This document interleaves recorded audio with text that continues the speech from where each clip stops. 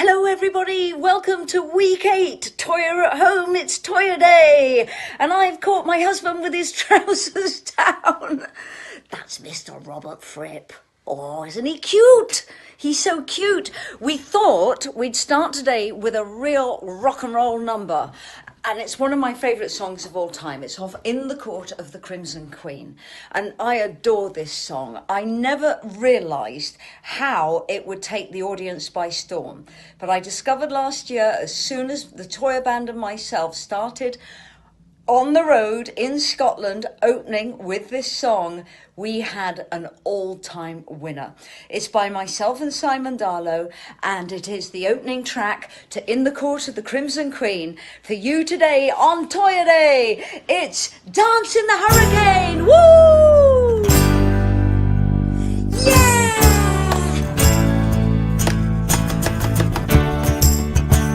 I danced in a hurricane with the God who has no name. I had to run or face the pain, hold on to love, take a chance on life, said the mother who gave me my name. Her voice from the ether calls, daughter, don't look back, you'll never fall. I held your little soul in my hands for so long, thinking only heaven knows how life will write your song. Be loud, be heard, be proud, she said, if you want it, you got it. I danced in a hurricane with the God who has no name. I had to run or face the pain, hold on to love and learn to trust again. Like a tear in a broken frame, a wild heart you'll never tame. One constant law remains, love your life, dance again. My father lives in my dreams, saying all is not what it seems. You are what you believe. Be the person you want to be without shadow of a doubt. Live your life out loud. Be the light within a crowd. Be loud, be heard, be proud. And who knows right from wrong? He said, if you want it, you got it. I danced in the hurricane with the God who has no name. I had to run or face the pain, hold on to love and learn to trust again. Like a tear in a broken frame, a wild heart you'll never tame. One constant law remains, love your life, dance again.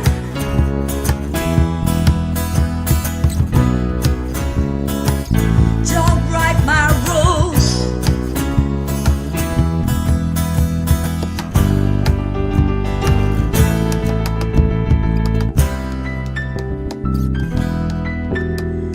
don't look back, you'll never fall. I held your little soul.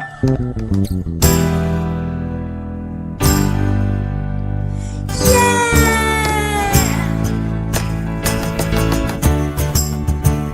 I danced in a hurricane with the God who has no name. I had to run or face the pain, hold on to love and learn to trust again. Like a tear in a broken frame,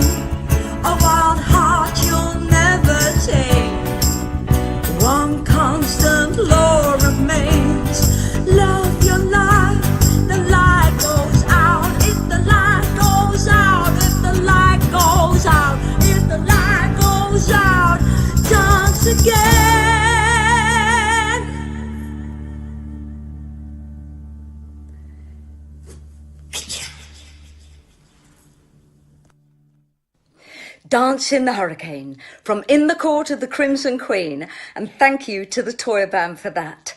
This week, I went back to work. I've been working on a film called The Ghost of Borley Rectory, playing a real-life character, Estelle Roberts, who was a spiritualist medium in the 1930s. Now, I've not had my natural hair colour since I was 15. I'm now 62. But in this film, I went back to being a brunette. And here is an exclusive sneaky peek. Yeah, I loved being back in front of the camera so much. And we had a cameraman off Star Wars. We had Nicolas Cage's film team. It was just wonderful. And I loved my character. She kind of talked like that, and she was very, very catty. It was great. So I'm very happy. So I want to get straight to your questions. And Sean Davis, you ask, am I blown away when I think about the actors I've worked with, from Katharine Hepburn, Sir Laurence Olivier, Sir John Mills? Yeah. The answer is, Sean, yes, I am blown away, because these people were the golden age of Hollywood and they're not around anymore. And I was very, very lucky to get to work with them. One of the moments that blows me away is when I was actually in a room no bigger than this with Muhammad Ali, the boxer. I was with him, 4 of his wives, or they could have been girlfriend, but I think he liked to call them wives, and about 8 of his bodyguards, who all had guns in holsters. And I'm talking about the early 80s.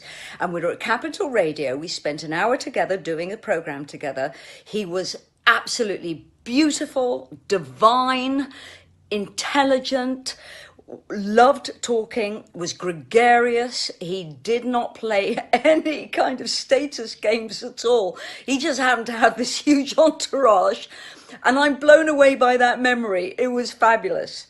Now, Sean, you ask another question which really goes straight to my heart, and it's about creativity.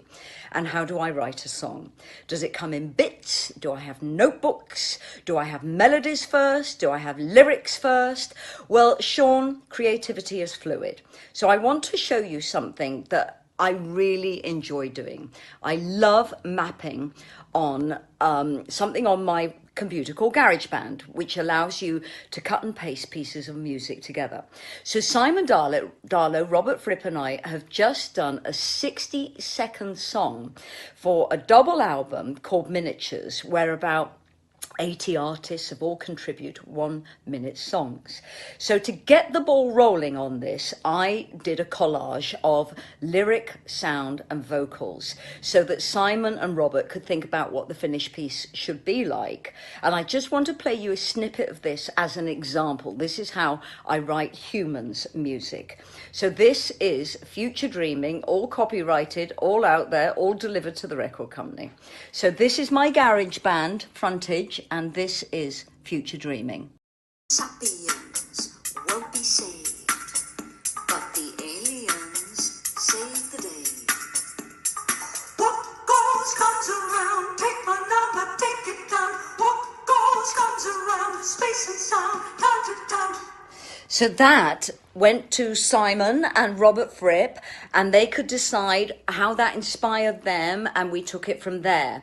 And the original that has now gone on to the record company is very, very different, except for we did use my lyrics and we did use the title Future Dreaming. So that's one form of creativity. So Sean, you ask about notebooks. So I keep notebooks everywhere. And here is where I'm going to sound quite strange. Unless you live with a writer, this will sound weird to you. I have notebooks everywhere. Every single room. I have them by the bed, by the loo, by the bath. I mean, anywhere obscure, by the washing machine. And there is one rule everywhere I live. Do not even take a pen, do not touch the paper. If it's pen and paper, it belongs to me. I am a writer. It is sacred. Do not move it or touch it. Now, believe it or not, some people do have the courage to do that, and they pay the price. If you have an idea, write it down immediately. Don't think you'll remember it. Now, this week we had the really painful news about the explosion in Beirut. Now, I'm really fond of Beirut. I see it as an ancient hub of creativity, of very beautiful people. Now, normally I would just write a lyric and then work the music out later. But when this news came up and we saw these beautiful, beautiful people just hurt so badly, that I came straight to the keyboard. Now, Sean, I am not going to play you the exact chord sequence because this is an unreleased song and it's something that I am very, very guarded about. But I'm just showing you an example of how I felt when I heard this news and I wrote the Bride of Beirut. Beautiful day, what a beautiful bride, watched by all, her father by her side, dressed in white, eyes open wide, as we cried for the bride of Beirut. So that is another way of writing, and probably the most famous way of writing for people who are natural pianists and very established musicians. But I could consider myself to be mainly a poet and a lyricist, but I do get music in my head. So Sean, thank you so much for that question. Wow, we have Tanya from Australia who said she first saw me when she was cleaning the house in where she lived in the Simpson Desert in New South Wales with her mother, and on the telly came me performing I Want to Be Free, and they were so enthralled they stopped everything, watched me, and Tanya immediately ordered my album Anthem. And you say that you just love my music and the escapism of the music and the poetry of the lyrics. Life in the Trees is one of your favourite songs. Why did I write it, and what is that song about? Well, it's produced by Steve Lillywhite and it's off The Changeling. And I wanted to write a song about the fact that nature is the all-seeing, all-controlling organism of who and what we organisms are about. So if you go off grid and you go into the trees and you think that picking fleas off each other's back is a simple life, you're in for a shock, because the pecking order within nature is exactly what we mirror within our interactive lives on computers and within social media. Now, when this song was written, we didn't have social media, but we had TV and we had huge corporates such as EMI and Decca, and they were all running our lives. So I'm kind of saying with Life in the Trees that it's just as dog eat dog as our normal lives are. Also, nature has the power to completely control everything and reinvent new species. So Life in the Trees goes much deeper than the actual pop rock song that it is. And I've really grown to love this song recently. I think it's fabulous. So thank you for that. Now, Susie from Finland, you ask a similar question about the poetry of what I write, and you asked me to explain The Pact. Well, The Pact is a very dark song, and it came from a very dark place. And it was about the end of the world, when the two suns appear in the sky. And it's often said within the deep old medieval scriptures of Wiccan and witchcraft that when the end world comes, you will see twin suns. So I wanted to write something about this woman meeting the devil, and I wanted her to be a match for the devil. So it's about femininity. It's about the power of femininity. It's about the devil destroying femininity. But also, I think it's quite a winning song, even though in the middle eight, the nuclear bomb goes off and the skin melts from our bones. I just, how can I put this? We are not just skin and bones, we are much more. And we go beyond the physical, we go beyond the body. And I believe we are eternal.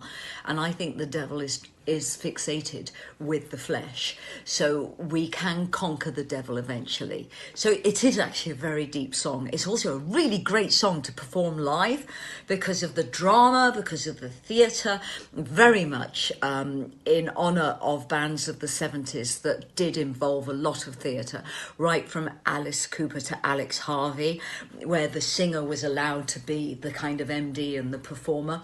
So we love performing that one live because it's so descriptive. So Susie, thank you so much. You asked when we're going to get to Finland. We almost got to Finland this year. but you know, look what happened. We will get there, and I can't wait to be back. I don't think I've performed in Finland for about 38 years. So it's time we come back. Susie, thank you for that question.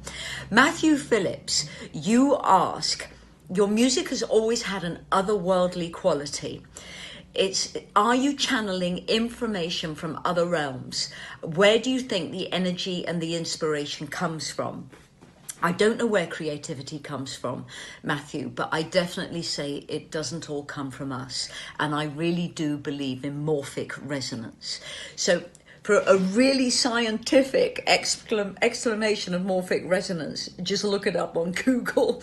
But my idea of morphic resonance is that there are ideas needing to come into this world to change our consciousness. One is the indigo children, and that's children born from, I think, 1980 onwards are believed to be indigo children, and they're going to change the whole world. So morphic resonance is the idea that out there is creativity that we need to discover to make the world move into its next evolutionary stage. So an example of that comes from the 80s, when myself, Kim Wilde, Kate Bush would start writing albums, and we would literally have the same lyrics. It happens all the time, even though we weren't working together, we haven't had discussions together, and that is morphic resonance. And I think some writers, really prolific writers like Stephen King, can just tap into that energy field called morphic resonance and just take the ideas. And because they have technical ability, because they're quick thinkers, because they're great writers technically, they can take the idea before anyone else does. It's a really good concept if you want to be a creative writer, to get your technique tightened up, to get your knowledge tightened up, your research tightened up, so you can get the idea out there before anyone else does, because morphic resonance is available to us all. I hope that makes sense. Patrick McManara, you asked me which is my favourite B-side. Well, there's so many because we were allowed to be so spontaneous with B-sides. We wrote them usually there and then in the studio. We didn't do any pre-planning. We just literally all go into the room, every musician, and we jam and just come up with something fun. Helium's song started because I wanted to do something super crazy on Blue Meaning, and I just had a canister of helium available. I mean, don't try this at home. I mean, it really is quite dangerous. And I was recording a whole song on helium. But back then, and I'm talking about 1978, 79, it really was quite an inventive thing to do. And obviously, I can never perform that one live. I love Voodoo Doll. It's a great live song, and it's a really great song to do in the studio as well. So that's one of my favorites. And there is another one, Snow Covers the Kiss.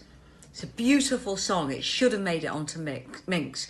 I just love that song. So those are my three favourite Patricks. Thank you very much for that. Felix Foster, you ask, if you were writing your CV, what would you put on the top as your greatest achievement, and what would I squirrel away at the bottom? This is really interesting. About the end of the 90s, I did a short film at Pinewood with the wonderful actor Colin Salmon. And I'm so proud of this 15-minute two-hander. I absolutely loved it, and it was all space age and about the future. And my acting in it was superb. And I never know where that film ended up, but I'm so in awe of that piece of work that would go at the top. It would always be acting.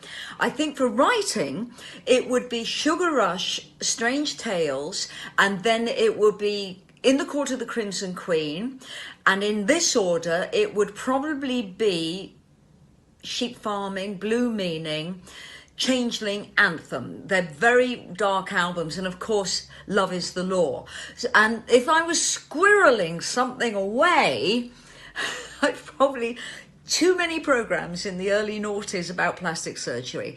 But I feel very passionate that we do not become elitist by hiding information from other people. And there was this period in time in the noughties, the late 90s, where everyone was going, oh, I've got wonderful genes, I drink lots of water, I'm not aging. And it really made me very angry. And it caused a them and us friction, and it caused a kind of big financial void between those who could afford secret surgery and those who thought there was something wrong with their DNA and their genes.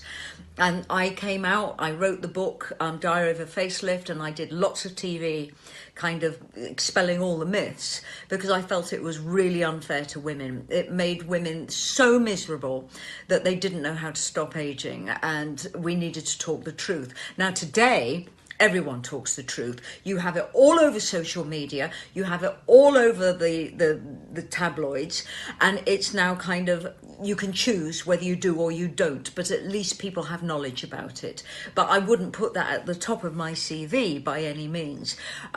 Also, they say in this industry, an artist should never talk about another artist. And I've probably done too many talking heads talking about other artists. But, you know, that's, my agent asked me to do them. I find them fun to do, but they're not something I'd want at the top of my CV. And these programs get a hell of a lot of viewers. They're very, very successful. So the top of my CV would be everything that I've created and done as an actress and a writer and a singer. And then probably everything else that is a bit of a stocking filler would just go to the bottom. But Felix, thank you for that question. Sid, you ask, I've been a fan of yours and Alice Cooper for 40 years. What song would you cover of his but don't do Schools Out? I love Schools Out, but I would love to cover Second Coming or No More Mr. Nice Guy. Probably No More Mr. Nice Guy more than any other song, because I just like the idea of gender fluidity. So Sid, thank you for that question. Steve Handley, you asked, I hope you don't mind a personal question, but where and when did I first meet Robert? We were at a charity event, Nordhoff Robbins charity, when Princess Michael of Kent first grabbed Robert's arm, then my arm, pulled us together for a photograph, and that's the first time I met Robert. Then I didn't see him again for another 3 years, where I met him again at the Nordhoff Robbins, which is a music charity to bring music to disabled children. And Robert asked me to make a charity album with him, and unbeknownst to me, he decided by this point I was going to be his wife, and he proposed to me when we made this charity record called The Lady or the Tiger. So Steve, thank you for that question. Kit Decker-Beckles, you asked this wonderful question. Bit of a tough one, you say, but if I had to pick 3 tracks that were the anthem of my life, what would they be? They could be my tracks or anyone else's. Well, Pop Star off Anthem, definitely autobiographical. And the reason I picked that is because the more famous you become, the more insular you become, because people recognize the famous persona and the real you just slowly slips away, and it's quite a tough thing to deal with. The other song is IER, because that's all about me, that's all my energy, and it's about the fact that we are mere mortals and we're up against greater forces, but I think we are capable of standing up against giants, and it's like, yeah, I'm the beast, take me on. And the other one would be Heal Ourselves off In the Court of the Crimson Queen, because I am not an aggressive animal, I am not a hater. I believe in loving and respecting and listening to everyone's opinion, and I kind of think Heal Ourselves, it's better to talk, it's better to be open, it's better to be honest, and to understand and also have tolerance. So those are the anthems of my life. So thank you so much, Kit, for that. That's absolutely brilliant. Now today, we're going to go out with the acoustic version of We Are from Trading Boundaries. I want to say a big thank you to Trading Boundaries for letting us use all this material, and for Robert Cooper for editing it together. Please keep your questions coming in. Of course, there's Toyah and Robert's Agony Aunts tonight, and Toyah and Robert's Sunday Lunch tomorrow. Keep the questions coming in, and we will see you soon. Have a wonderful, wonderful weekend. Bye from Toyah.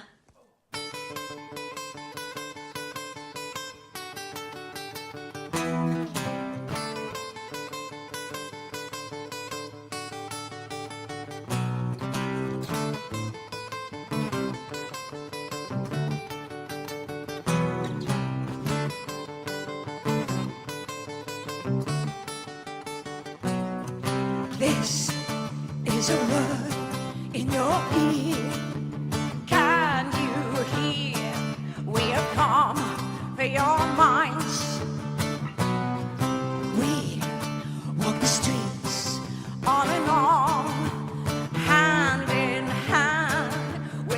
charm and chance. We are the chosen ones. We are of morning sun. We are lots of fun. We are the only ones. We move, we dance, we sing, we burst in. We are the only ones. We are painted ladies. We are of morning sun. We are painted boys. We are lots of fun. We are liberators. We are the golden ones. We are the chosen ones. We move, we dance, we sing, you touch, we burst into flames. Yes, this is a word in your ear. Can you hear? We have come for your minds. We walk the streets arm in arm, hand in hand, with charm and chance. We are the chosen ones. We are of morning sun. We are lots of fun. We are the golden ones. We move, we dance, we sing, we burst in. We are the chosen ones. We are painted ladies. We are of morning sun. We are painted boys. We are lots of fun. We are liberators. We are the golden ones. We are the chosen ones. We move, we dance, you sing, we touch, we burst into flames. You know the time has come to call